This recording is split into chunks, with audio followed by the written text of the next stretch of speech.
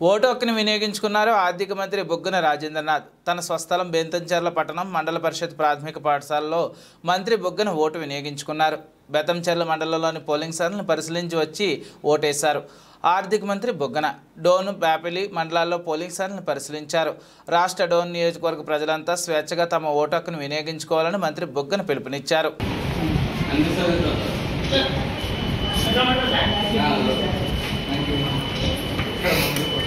Thank you.